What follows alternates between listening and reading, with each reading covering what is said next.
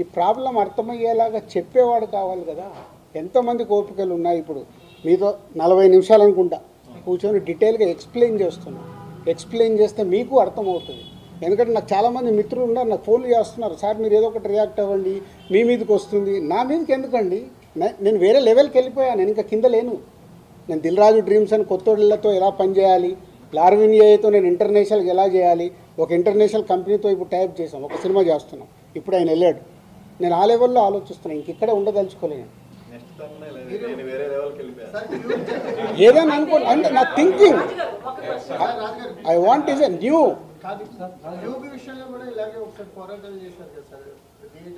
ఇండస్ట్రీలో దేనికి పోరాటాలు జరిగినా ఫైనల్గా రిజల్ట్ శూన్యం. 56 రోజులు షూటింగ్ చేశాం, శూన్యం.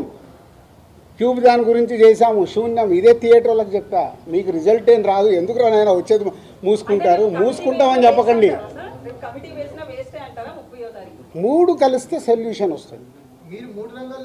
ఎగ్జిబిటర్, డిస్ట్రిబ్యూటర్, ప్రొడ్యూసర్ కలిస్తే సొల్యూషన్ వస్తుంది. ఇప్పుడు కలుస్తారు.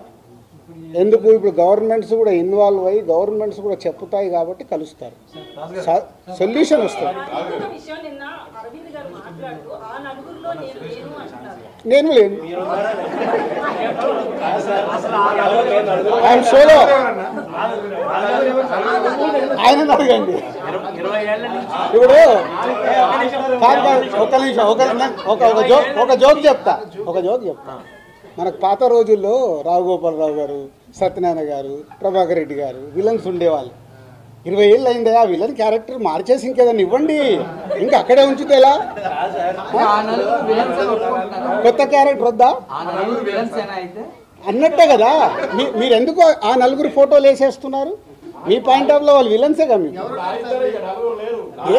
వేసే మీ అందరిని అడుగుతున్నాను నేను, వేసే మీ అందరినీ. మీ బాధ కూడా అదే కదా. ఒక నిమిషం, మీ బాధ కూడా అదే. ఆ 4 ఫోటోలు లేకుంటే మీకు ఎవడు చూడడు, మీ బాధ మీది.